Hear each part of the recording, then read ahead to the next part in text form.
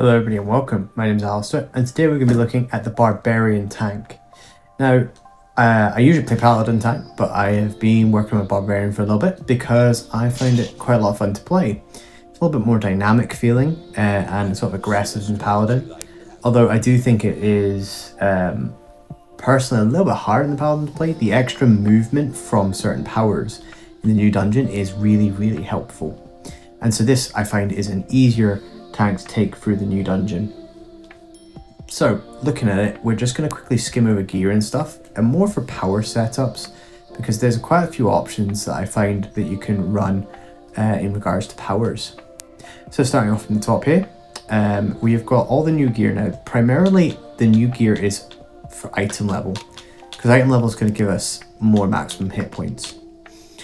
As you see here, I'm going to gain awareness, critical avoidance. There are good helmets that come from advanced and master Laird Mad Dragon and from other dungeons as well. This chest piece will be switched out for a hit point chest piece when I get the chance for that. That's the slasher one. Either if I earn it from MSOD or I get it through the campaign. The current campaign gives you a celestial piece at the end if you didn't know. These arm pieces for obviously the aggro, the awareness, it's nice, but then the item level mostly. These weapons, because I don't really have much else in regards to anything, gives me good bonuses. This gives me movement speed, awareness and power. Power is good for aggro. And over here, these boots for the awareness and item level. I do have a few other options, but the item level is better than the extra stats. I have done a build where I can cap all my stats. My hit points are about 2.8 million. These, when I'm in a dungeon fully potted and stuff, this will get to 3.6. So in that last episode I ran, it was 3.6 static. Artifacts, these two for defensive. This is just for the extra item level, again for hit points. And here, the Heart of Volcano, because I don't have the Mythlar at the moment. Moving on to this right hand side, the ritualistic neck piece for the constitution and item level. I did try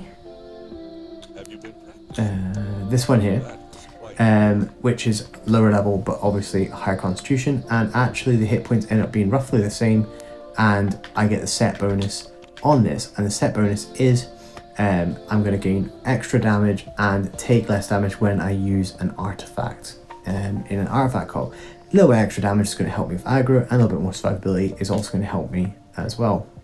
I've got the two new rings, got Manticore's main bite, and I've got the charging bull ring, both from the new dungeon. Now, these rings are very good. There's a lot of people who keep talking about, I don't think I have it, the Watcher's Gaze. Let me see here. Rings.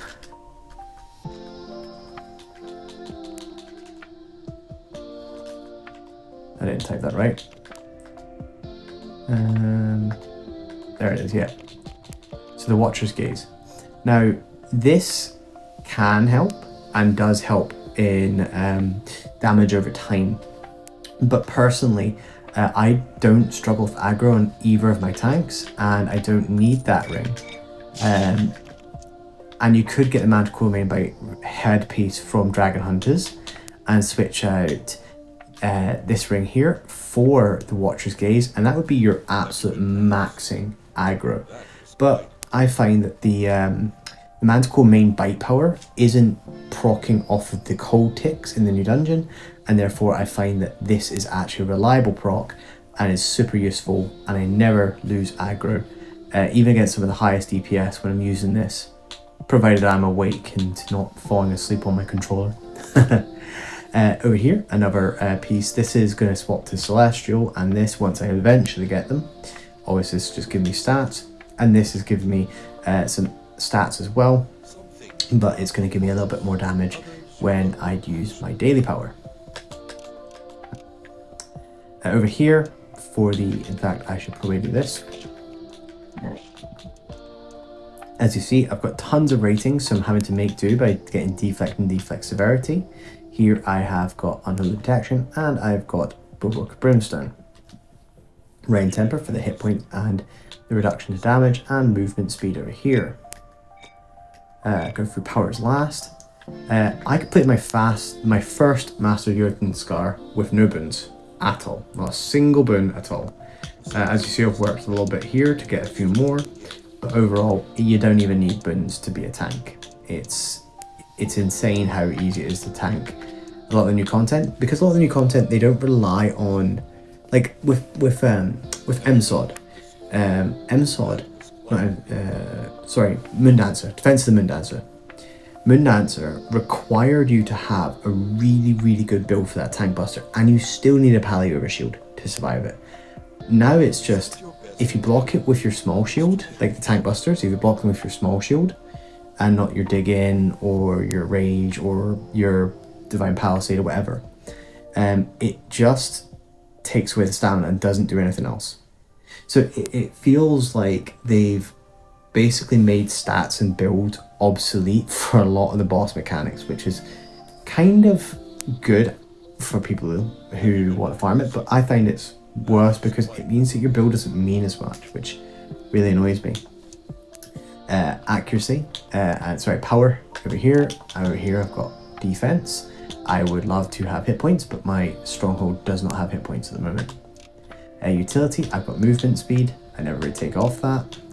And over here, companions. I will run whatever the party needs me to run. This is a newer tune, so I don't have as many celestial companions. I've obviously got tutor, I've got flapjack, I've got drits and stuff ready in case people request it. However, I don't have them at Celestial yet. Same with Spine Devil over here. I will run it if people ask me to. It doesn't make that much difference to me. Mount Hope now pieces because they are cheap. And over here I've got critical avoidance, I've got my Raptor's instincts to obviously help everybody other than myself, well, including myself with aggro, but to help the healer to get their power and to help the DPS get their power. Defense, Undying Overlord. Now I love stats, I love making them look good. If I have this, I cap my critical avoidance, but this does more benefit having the Undying Overlord, which comes from the Lich. And Spiteful Hex here, instead of run something like, like Golden Deep Crow, or again, I could cap my stats if I went with the Moonshade Druid, for example. But this will support the party's damage, and it will still give me some defensive stats. Over here, I have got the Necrotic Roar. I like the Necrotic Roar because obviously it does more damage, but it will also do a damage of 919 magnitude in an AoE, which is really nice. In the artifact call, I drop an artifact, then I drop this because it will help me with a bit of burst damage to help me hold aggro as well. And right now I'm running Runic Aura. Whoops, didn't need to switch those. Runic Aura, but I have got other auras like Avian Aura, and I've got Pack Tactics as well as Mystic Aura. Mystic Aura is not upgraded. The new dungeon, most people want Runic and Mystic. They don't really want Pack Tactics, so that's fine. That's fine. As you see here, I've got no mythic mount collars. You don't need mythic mount collars. All my characters have epic. Only my bard, my ranger, my paladin have mythic. The rest of them don't, and I run most of my characters at endgame.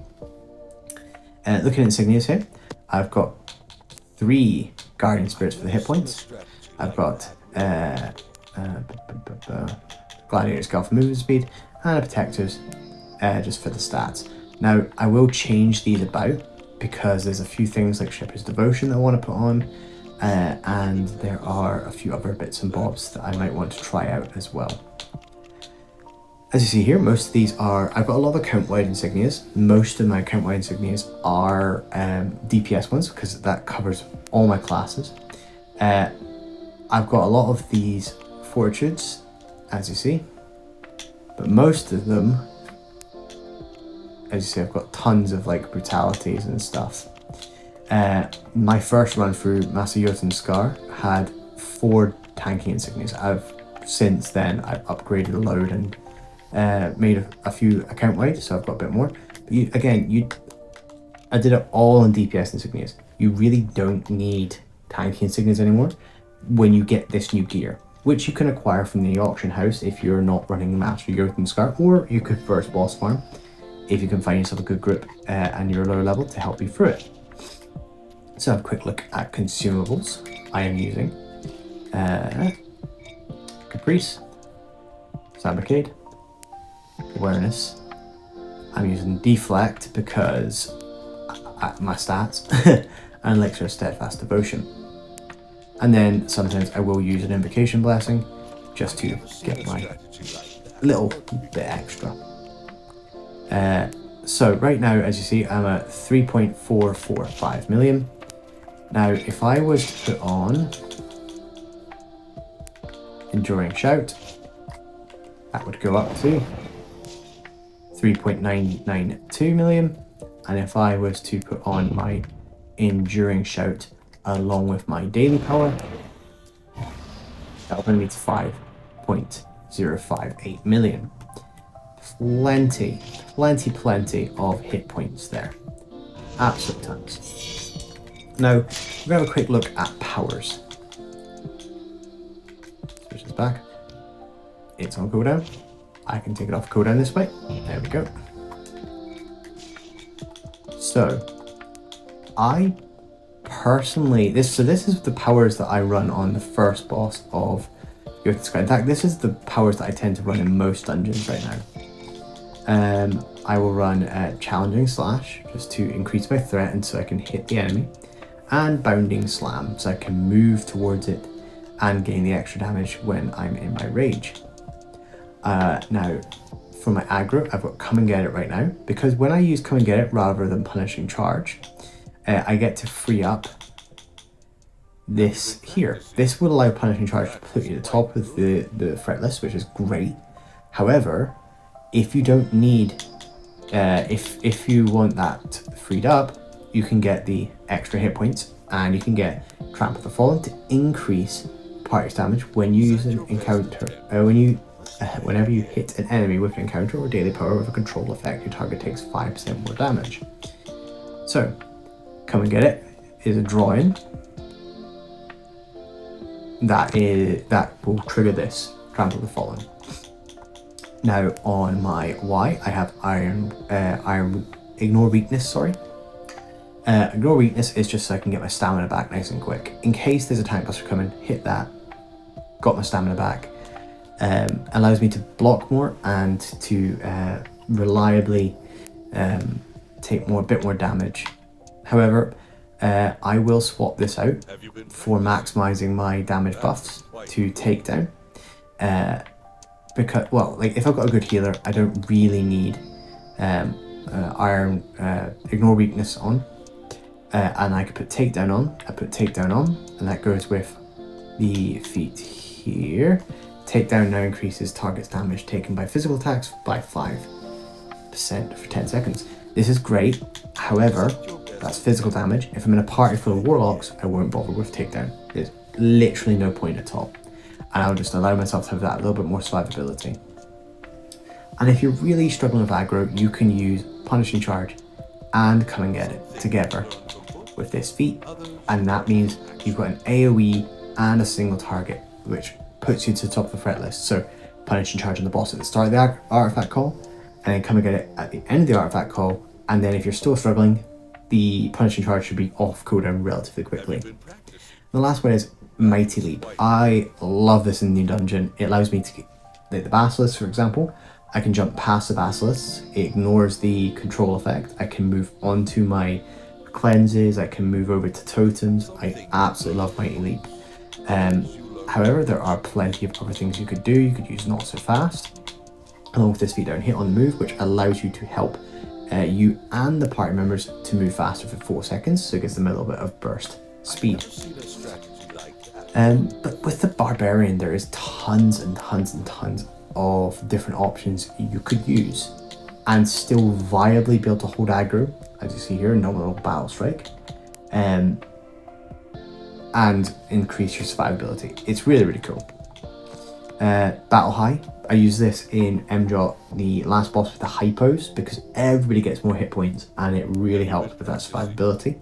But for aggro, I'll use crescendo in my artifact call to just hit super hard. So I'll drop my mount, I'll drop my artifact, then my mount, then my owlbear, then my crescendo, and then I will usually have aggro completely fine then. Like, I will not have any trouble with aggro at that point. And then if I get pulled at the end, I can use come and get it, and I can use Mighty Leap as well. I've never seen a strategy just to give me that little bit more. As I go down, there are plenty. If you need movement speed, you can gain more rage. That's a nice one. It gives you extra rage. If you don't need the hit points, which realistically most dungeons you don't need the extra hit points, you can, get yourself some more critical avoidance if you need stats. Punishing charge, for example. Threat generation is increased, just flat threat generation. And as you see here, you can get healing as well. Now for the feats, there's quite a lot of options here. Frustrating Slash, for example. This allows this to give you some more aggro, if I remember rightly. Increase your threat generation. I like Leap into Action, Mighty Leap. Now it increases your threat generation. So using Mighty Leap to hit the boss, beautiful, love it. On the move for the speed, or Indomitable Battle Strike. If you're to use Indomitable Battle Strike, that is 1,000 magnitude hit. That is insanely heavy hitting. And that will help you so much of aggro in the artifact call if you need it. Disarming Takedown, obviously this is for combining with your takedown, and that will increase the damage of physical attacks. Inspiring Bravado, Battle High now increases your maximum hit points by 15. Increases the max hit points of nearby party members by 15%. This is your daily power. That's super useful. I personally go with that to help the party out more than anything else. And lastly over here, Rage and Rally. Unstoppable now increases the threat generation, so that's when you go into your rage. When it ends, it restores your for up to 40% of your maximum stamina based on how long it lasted. And you could go this one, but I personally have gone Rage and Rally. So, where are the bosses? There they are. Let's just quickly get into this. So all I'm going to be doing for the artifact call is ideally having my rage ready, because this will increase my hits, this will increase my damage, my survivability. If you don't have it, don't worry, you can still hold aggro perfectly fine. But for example, I want to increase the party's damage, so I will use my, I believe it's Come and Get It, if it's called. Yep, Come and Get It. So let's say I'm going to go into an artifact call. I will usually use Mighty Leap on the boss, increase my threat, Come and Get It. That will help me help everybody with their damage. I then go Artifact, Mount, Belt, Daily Power. Die. Oh, let's do aggro first, that's fine. And as you see, I've got some stuff back, and I just put as much damage as I can in the artifact call, and that's my whole aggro. Nice and simple. So if I just keep hitting for a little bit, as you see, I'm using my powers. That's helping me get my aggro back quicker. Just like that. And these are my stats roughly in combat. Obviously, my stats do get higher. For example, when I use my daily power, I get some more. But the new dungeon, as I said, you don't need to cap stats. In fact, on any tank now, with the way the game is going, you need to cap no stats at all. Like, none at all. It doesn't matter in the slightest. There we go. So that's the stats right there.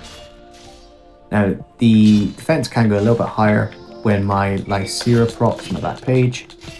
Oh, and I'm using Armor Break to support the party's damage. As for my race, just one last thing, I'm currently running Asimar just for the defense and maximum hit points because I didn't know if I would survive the new dungeon, but I will switch it to probably Drought to increase the party's damage. And one last thing before I go, I've seen a lot of people struggling to hold aggro, especially against higher DPS, and the way to hold aggro is to treat it like a DPS artifact call. When all those buffs are on, your threat is massively reliant on doing damage. The more damage you can do, the more you can hold aggro.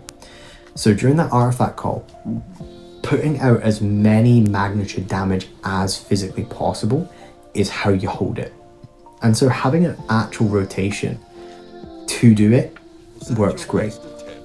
For example, during an artifact call on my paladin, my right bumper, which is my